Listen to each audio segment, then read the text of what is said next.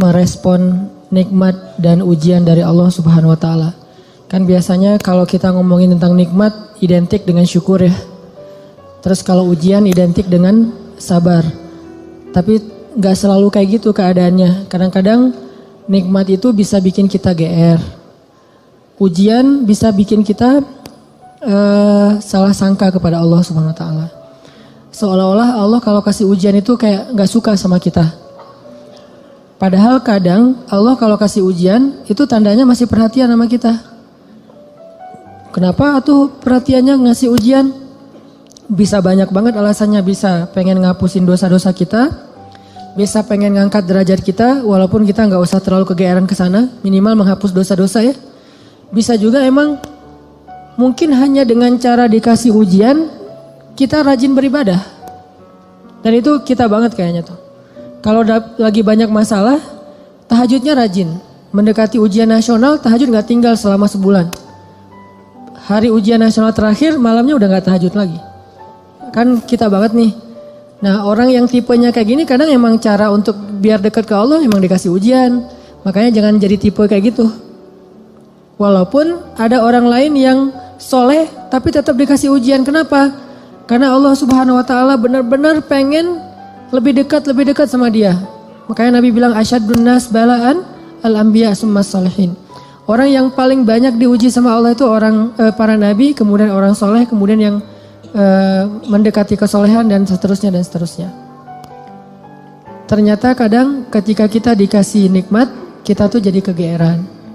Jangan-jangan ternyata nikmat itu bukan sebuah anugerah, justru nikmat itu adalah sebuah istidraj. Gimana kita ngebedain anugerah sama istidraj? Indikatornya sederhana. Seperti apa hubungan kita dengan Allah lewat nikmat itu. Kalau nikmat itu menjauhkan kita dari Allah dan makin nikmat makin jauh, biasa-biasa aja, lempeng dalam urusan agama, berarti nikmat itu adalah istidraj. Kalau nikmat itu bikin kita makin bersyukur, bentuk syukurnya bisa makin dekat ke Allah dalam bentuk ibadah, bisa juga makin banyak manfaatnya ke orang lain dengan berbagi, berarti nikmat itu adalah anugerah. Dua-duanya nikmat, karena dua-duanya dinikmati. Tapi ada anugerah, fadl, ada juga istidraj. Atau kadang-kadang kegeeran kita kasus yang lain misalnya gini. Kayak dalam keluarga ya, dalam keluarga kita berdoa nih. Berdoa, ya Allah mudahkanlah rezeki saya, keluarga saya, pasangan saya, kayak gitu-gitu. Atau anak kita sakit, terus kita berdoa, ya Allah sembuhkanlah anak saya. Yang berdoa malam itu bukan cuma kita loh. Orang tua kita berdoa, pasangan kita berdoa. Kadang sampai pembantu juga berdoa. Tiba-tiba Allah kasih kita nikmat lewat doa ini. Misalnya anak sembuh, misalnya kita lulus ujian, misalnya dapat kerjaan. Terus kita tiba-tiba kegeeran. Ya doa saya diijabah banget ya. Di sini nih kegeerannya nih. Apa ini enggak husnuzon Ustaz? Husnuzonnya kalau Allah maha baik ya. Mau mengijabah doa orang yang tidak layak diijabah. Ini husnuzon. Kalau kegeeran, ya alhamdulillah saya orangnya layak diijabah doa ya. Doa saya tuh cepat banget diijabah. Lu baru semalam doa, hari ini udah ijabah. Kalau yang diomongin adalah kitanya, itu kegeeran. Kalau yang diomongin adalah kebesaran Allahnya, itu namanya husnuzon, bagian dari tahaddus bin ni'mah. Wa amma bi ni'mati rabbika fahaddis. Yang dibicarain tuh bukan kita, tapi Allahnya.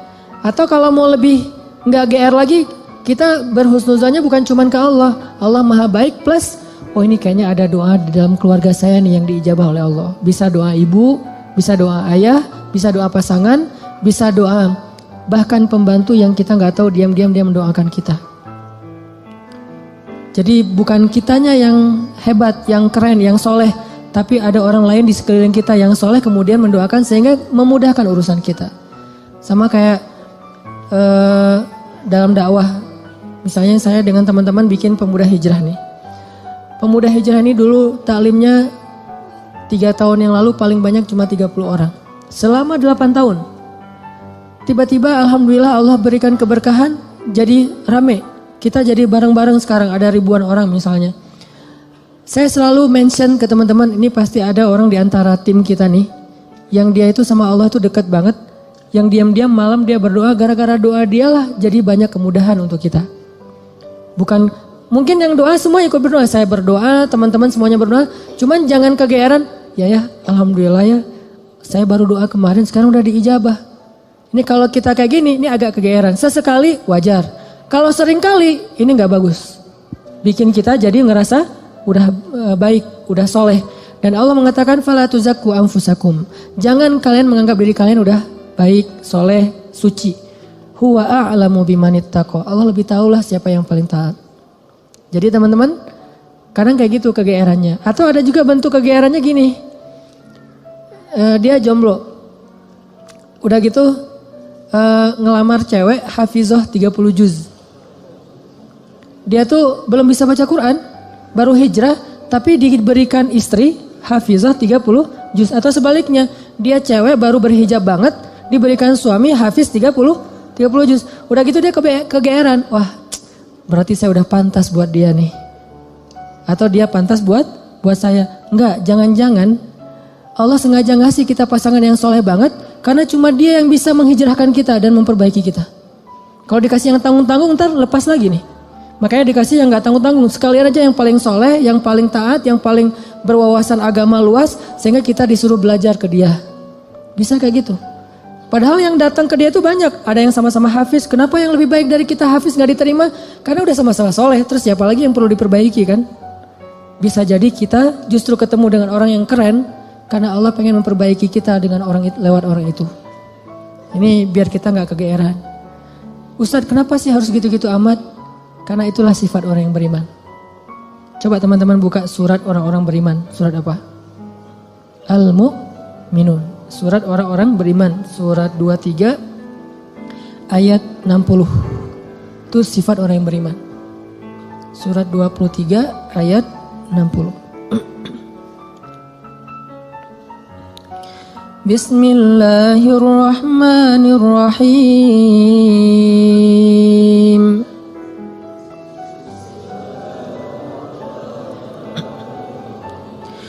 والذين يؤتون ما آتوا وقلوبهم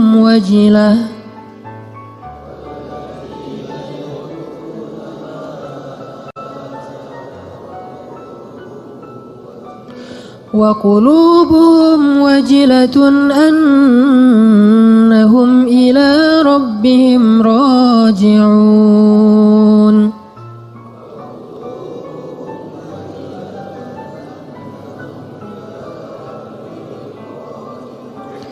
أولئك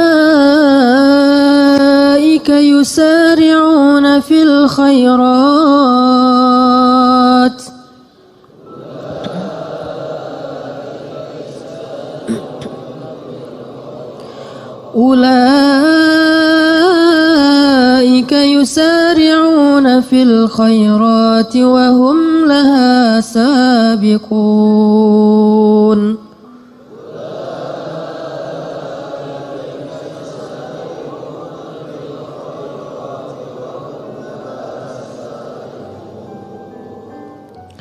Dan orang-orang yang memberikan apa yang telah mereka berikan dengan hati penuh rasa takut, karena mereka yakin bahwa sesungguhnya mereka akan kembali kepada Rabb-Nya.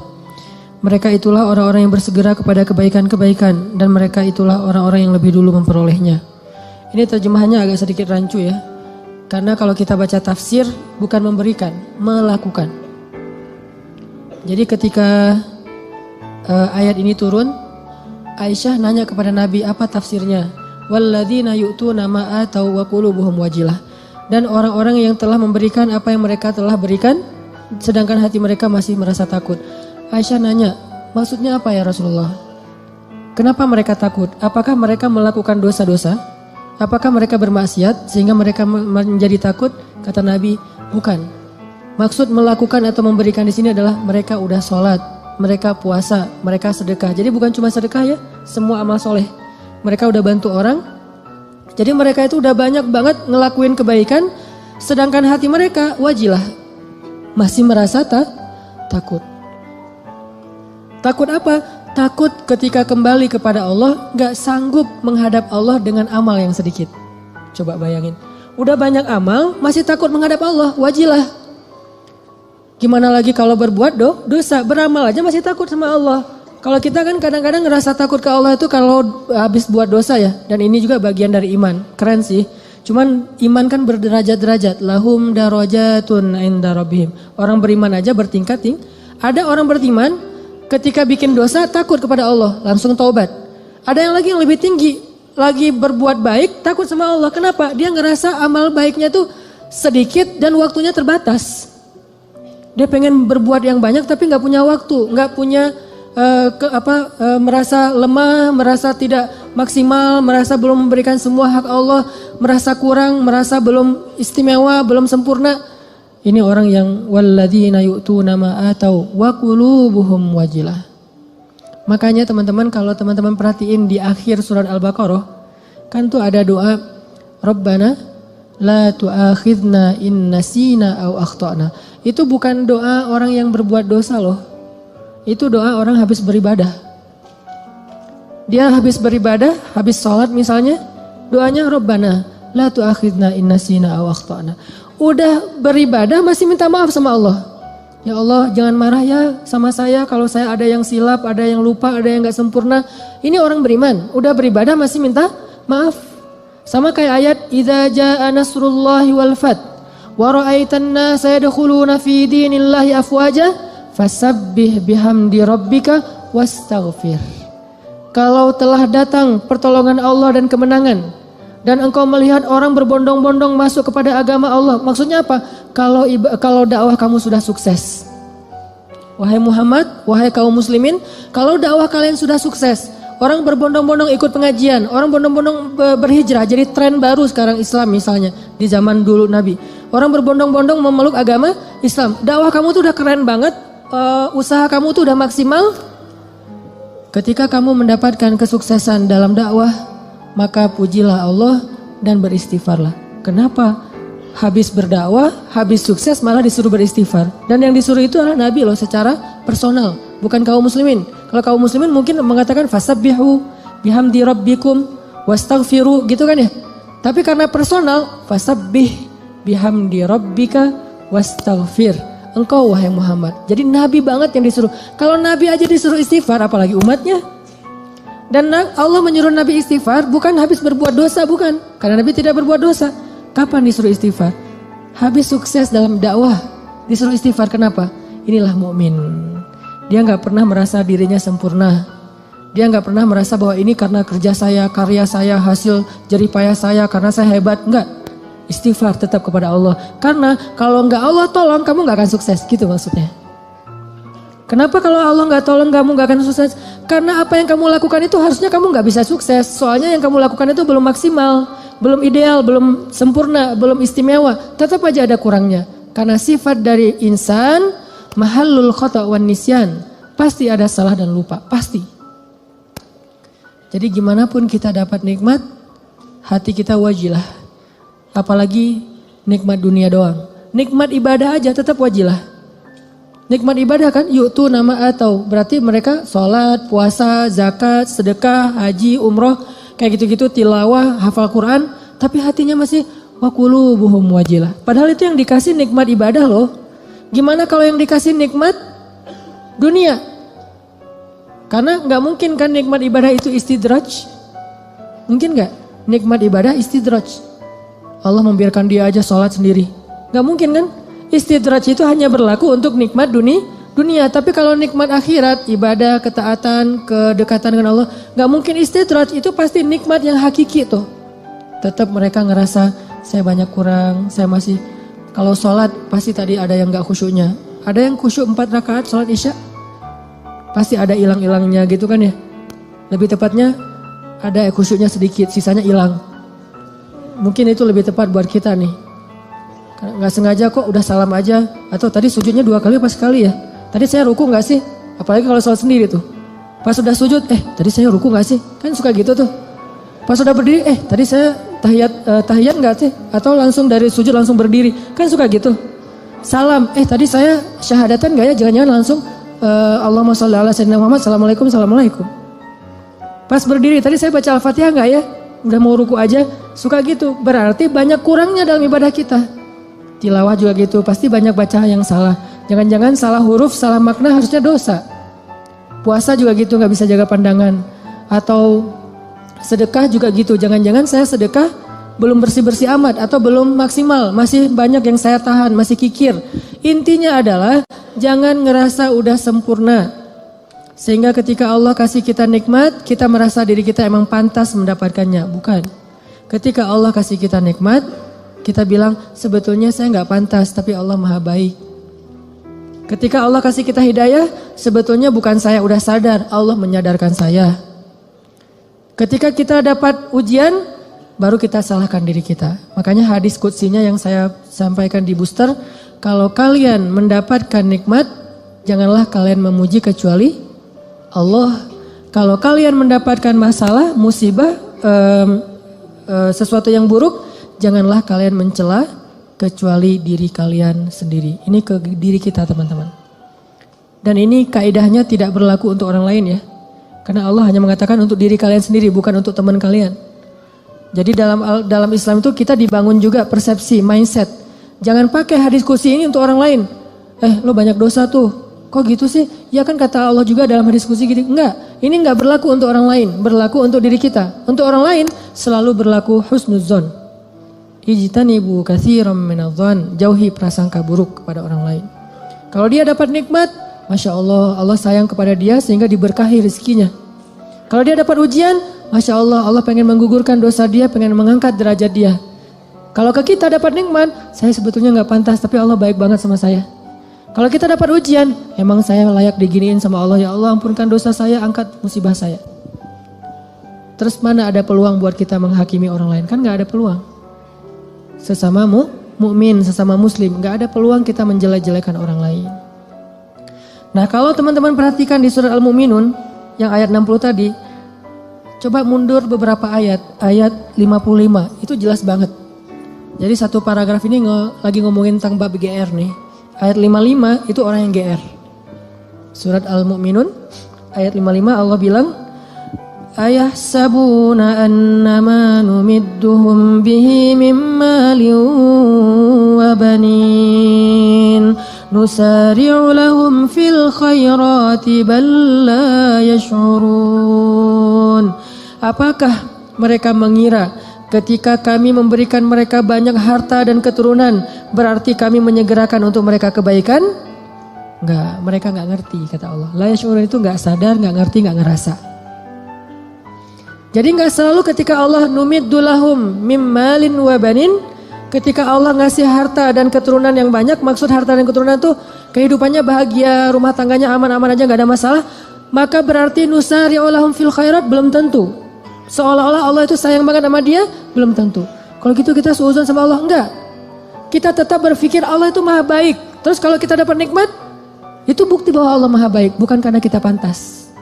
Atau mungkin ini adalah ujian dari Allah. Antara dua. Antara Allah emang baik banget walaupun kita nggak pantas, atau Allah sedang menguji kita dengan ujian yang kita senangi. Dulu ketika masih sendiri, setiap malam tahajud, ya Allah beri saya pasangan imam yang bisa ngimamin saya. Nggak apa-apa deh yang dibaca Al-Ikhlas juga, yang penting dia imam. Yang imam, ya Allah beri saya makmum. Mudah-mudahan dia tetap mengamini doa-doa saya. Walaupun mungkin doa saya gak fasih. Doain setiap malam tahajud. Allah kasih nih.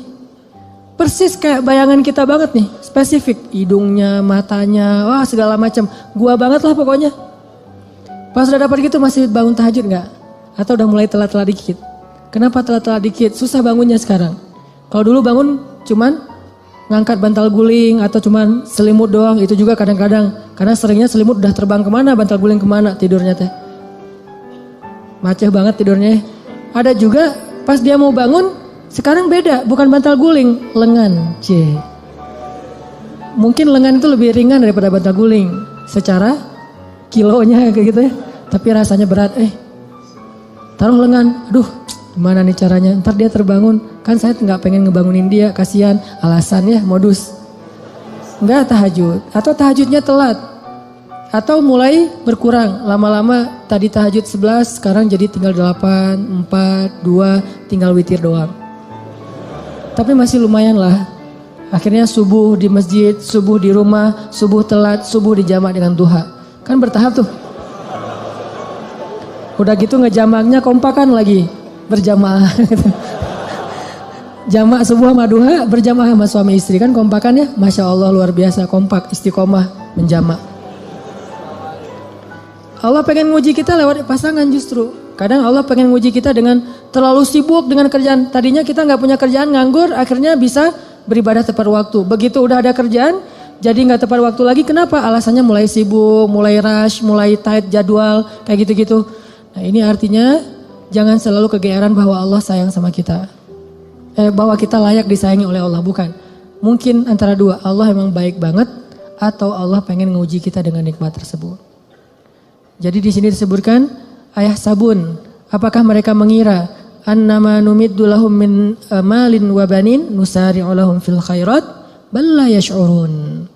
Mereka pikir kalau kami udah ngasih mereka harta dan keturunan berarti kami menyegerakan kebaikan buat mereka? La yash'urun, mereka enggak ngerti. Justru orang beriman di ayat berikutnya disebutkan walladzina yu'tuna ma ataw wa qulubuhum wajilah annahum ila rabbihim raji'un.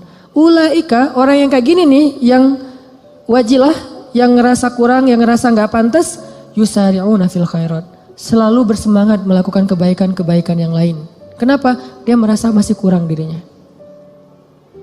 Jadi jangan terlalu kegeeran.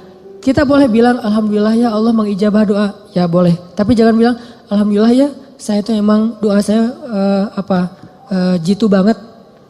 Doa saya tuh emang cepat banget diijabah. Jangan sebutkan saya sama sekali. Kalau dalam kebaikan. Ini kita belajar bertahap. Kadang-kadang gak nyebutin di lisan, tapi di hati. Enggak lah, ini mah nikmat dari Allah dalam hati gua gitu loh. Wa asirru qawlakum awijharu bih innahu alimun bidatis sudur. Kalian rahasiakan ucapan kalian di hati atau kalian tampakkan dengan lisan, Allah Maha tahu apa yang ada di dalam dada kalian. Gak bisa bohong sama Allah. Terus gimana Ustaz kalau kebersit kayak gitu membatin? Lisan kita mah selalu ngomong Masya Allah ya lu lulus. Alhamdulillah ini nikmat dari Allah. Padahal gua gak bisa apa-apa. Lisan nih. Hati kita, ya emang kamu heran kalau saya lulus. Mulai kan ada sombong tuh. Mulai agak kegeeran nih. Kita kalau muncul itu langsung kita tolak, kita reject dengan apa? Astagfirullahaladzim. Kadang-kadang itu muncul bukan pengennya kita. Yuwaswisufi sudurinas, emang si dia tuh. Si dia bukan, si dia mah keren buat saya. Orang itu, zat itu tuh. Yaitu khannas yuwaswisufi sudurinas. Kita gak pengen sombong, kita gak pengen riak. Dia yang yuwaswis supaya kita sombong. Saya kan pernah cerita, ngimamin. Pengen ngimamin yang paling maksimal. Biar semuanya khusyuk. Kan kalau yang lain khusyuk kebawa pahalanya ke yang ngimamin nih. Allahu Akbar. Alhamdulillahi Rabbil Alamin. Semaksimal mungkin. Sebisa mungkin yang bagus bacaannya. Pas sudah selesai sholat, yuwaswis. Atau belum selesai sholat, baru amin. Keren juga ya suara saya muncul. Yuwaswis. Itu bukan saya ya, saya gak pengen kayak gitu-gitu amat lah. Yuwaswis. Awal-awalnya, dulu kayak gitu tuh. Ini saya ngaku nih, awal-awalnya ngimamin, apalagi pas ngimaminnya di Mesir. Karena orang Mesir tuh suka suuzon sama orang Indonesia, dianggap orang Indonesia tuh gak bisa ngaji. Kan kepancing nih, emangnya orang Indonesia gak bisa ngaji? No, kasih mic buat gua, gitu. Ngimamin lah nih. Ngimamin ada niat pengen nunjukin orang Indonesia tuh ngajinya bagus-bagus. Mulai agak-agak melenceng tuh. Sehingga pas selesai sholat orang muslim, Masya Allah kamu Indonesia tapi ngajinya enak dan segala macam. Ya udah kamu tarawih aja di sini jadi imam. Muncul waswasah, yuwaswisufi sudurinas. Bukan pengennya kita. Pulang ke Indonesia juga kayak gitu. Ada yang Ustadz saya baru pertama menangis ketika sholat gara-gara Ustadz. Padahal saya ke umrah juga nggak nangis. Di sini bisa nangis, Masya Allah. Langsung yuwaswis. Wah itu habis-habisan tuh. Gimana caranya? Gara-gara itu terus saya nggak jadi berusaha semaksimal mungkin. Ya udah deh, gue biasa-biasa aja daripada sombong. Alhamdulillahirrabbilalamin, Ar-Rahmanirrahim. Ustaz kok ngajinya gitu? Saya gak mau sombong. Was-was juga ya, was-was. Wah lu ikhlas banget ya orangnya, ikhlas. Ikhlas yang butuh istighfar. Sama dengan istighfar, yahtaju ilal istighfar. Istighfar butuh istighfar. Kenapa? Ya ini main hati nih, berat nih. Terus gimana caranya? Gak apa-apa, lanjutin aja. Awalnya emang ria, sombong, dikit-dikit. Bertahap, lama-lama dia akan berkurang. Dengan kita reject. Enggak. Mau enggak sih, kita tuh enggak setuju sama dia. Lama-lama dia enggak akan ngaruh lagi di hati kita. Sesekali doang ngaruh, dia lebih gampang nolaknya. Tapi kalau kita menghindar terus, susah. Sedekah gitu, dilihat orang, wah 100.000 Yang di sebelah cuman 1.500 koin, kita 100.000. Awalnya sih emang beda sih rasanya. Karena pertama 100.000. Awalnya nih, besok lama-lama biasa aja. Lama-lama Gak ngaruh sama sekali, udah di hati kita tuh udah kebal. Kan ini kematangan jiwa kita dalam beramal soleh ya. Orang kalau lagi puber pasti kayak gitu teman-teman. Ekspresif, heboh, lebay, itu orang puber. Baru pertama ke masjid, heboh gitu ya. Wah gua baru ke masjid. Tapi kalau udah kebiasaan ke masjid, apa sih yang mau dibanggain, biasa aja kali ke masjid gitu. Baru pertama tahajud, wah udah bangunin temannya tuh semuanya, bangun. Enggak bangun, saya aja udah 2 jam bangun dari tadi. Udah 11 rakaat, pamer. Namanya juga lagi puber. Baru hafal 1-2 hadis, wah ini dhaif. Semuanya dhaif, cuma dia doang yang sahih gitu. Lagi belajar. Kalau udah biasa hafal hadis, biasa aja. Atau emang gak hafal gitu. Kayak saya misalnya, karena gak hafal hadis ya udah gak usah komen-komen deh, biasa-biasa aja. Toh bisa jadi saya komen dhaif ternyata sahih.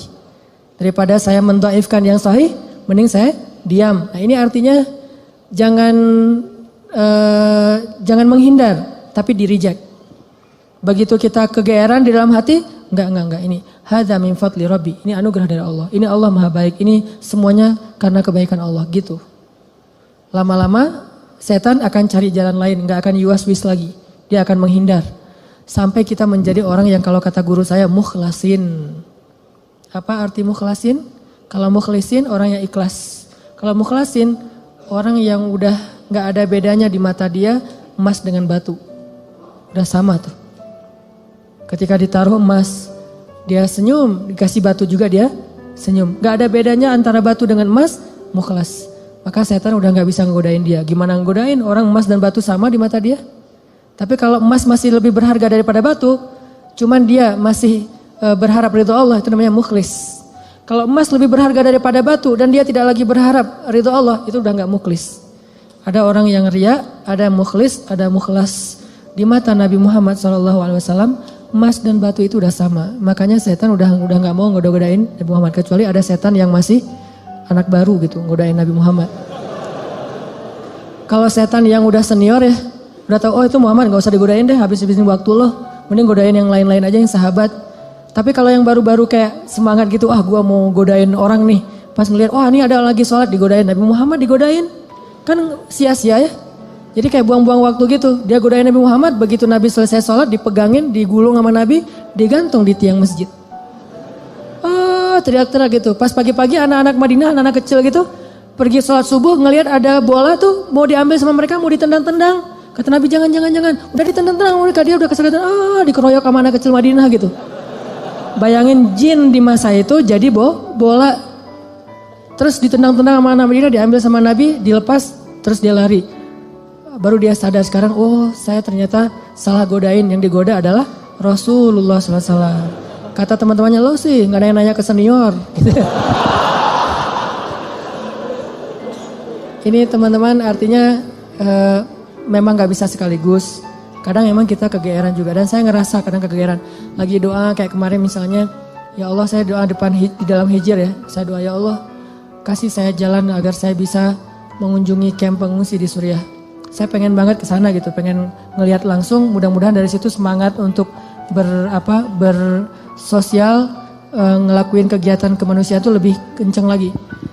Pulang dari sana nggak lama kemudian dapat jalan langsung.